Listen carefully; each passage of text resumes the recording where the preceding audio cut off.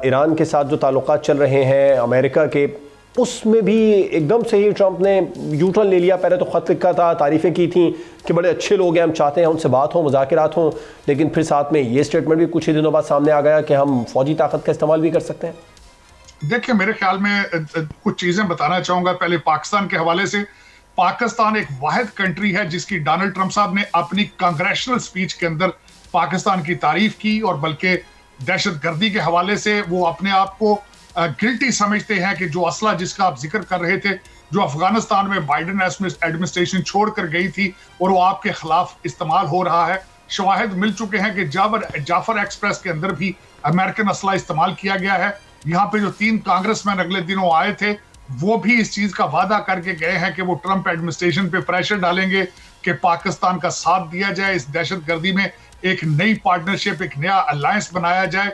और इस वक्त अगर देखा जाए तो वो असला और तालिबान और टीटीपी, ये जो वफ्द आया था उसने वहां पर जाकर कांग्रेसमैन ने वहां मशवरा दिया है ट्रंप को कि नया अलायंस बनाया जाए, या ट्रंप इंतजामिया सोच रही है एक नया अलायंस बनाने के बारे में? नहीं, 2 चीजें हैं। अभी तो वो पिछले हफ्ते ही वापस आए हैं, लेकिन आने से पहले उन्होंने अपनी ख्वाहिश का इजहार किया है कि वो वापस जाकर ट्रंप एडमिनिस्ट्रेशन को रिकमेंड करेंगे।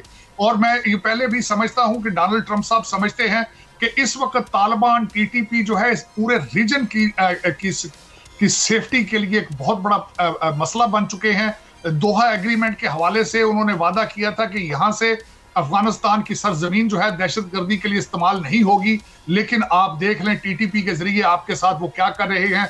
आज ईरान भी परेशान है, आपके अंदर भी वो घुस के, देखिए उन्होंने तो पूरी दुनिया को ही खतरे में डाल दिया है। इत्तलात यही है कि 5 लाख हथियार जो है वो दाइश और उससे रिलेटेड तंजीमों ने, अलकायदा से रिलेटेड तंजीमों ने खरीद लिए हैं, या फिर स्मगल हो गए हैं, या फिर चोरी हो गए हैं। इस बारे में कुछ भी मुसद्दिका भी बात सामने है, लेकिन बहरहाल 5 लाख हथियार गायब जरूर हुए हैं इन और बिल्कुल गलत हाथों में वो जा चुके हैं। ये कितना बड़ा जो दुनिया की जो खुद मुख्तारी है और अमन है, उसको स्टेक को दांव पर लगाने वाली बात है। बिल्कुल, और अमेरिका इस चीज को रियलाइज करता है।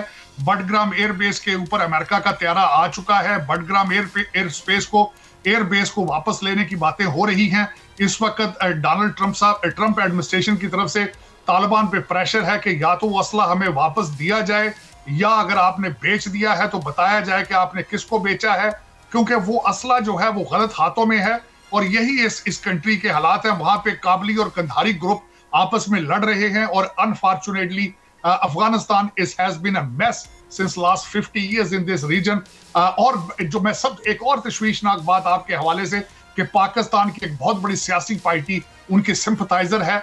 उनके बारे में रोजाना जो है वो मुख्तलिफ किस्म के बयान आते हैं। आपका एक सूबा मुसलसल उनके साथ जो है उनको प्रमोट कर रहा है, टीटीपी को, और सहूलतकारी की जा रही है, जो कि मैं समझता हूं उसको भी आनी हाथों से डील करना आपकी बहुत जरूरी है। उस पार्टी की आप लोगों से भी बड़ी तवक्कुआत है। उस पार्टी ने इस वक्त अगर देखा जाए, उनके अपने बच्चे लंदन में बैठे हैं, और पाकिस्तानी बच्चों को वो कहते हैं रोजाना कि सड़कों पे निकलो, जिहाद जो करो, सड़कें गर्म करनी है, सड़कें ठंडी करनी है। यही एक ट्रेजेडी है। पता नहीं पाकिस्तानी बच्चों को और अवाम को उनकी असलियत की समझ क्यों नहीं आ रही है। वहां अमेरिका में, जहां मैं इस वक्त बैठा हूं वाशिंगटन डीसी में, यहां मिलियंस और बिलियंस के हिसाब से पैसा लॉबियस्ट के ऊपर फेंका जा रहा है। CNN को 3 मिनट के स्लॉट के लिए आरफ अलवी साहब ने पता नहीं कितने $मिलियन पेश किए हैं। अफसोस के साथ मैं कहूंगा कि पाकिस्तानी अवाम को सोचना चाहिए कि ये हमारे अंदर किस किस्म का इंतशार फैला रहे हैं। अगले दिन ओवरसीज पाकिस्तानी का कन्वेंशन हुआ था, उन्होंने तो बड़े बुरे तरीके से रिजेक्ट किया इनको। जो बार बार कहा जाता था कि पाकिस्तान पैसा ना भेजा जाए, उन्होंने मार्च में $4.1 बिलियन भेज के इनकी सारी अपील और इनके सारे मंशूर को रिजेक्ट किया है। सब्सक्राइब करें और बेल दबाएं ताकि कोई खबर रह न जाए।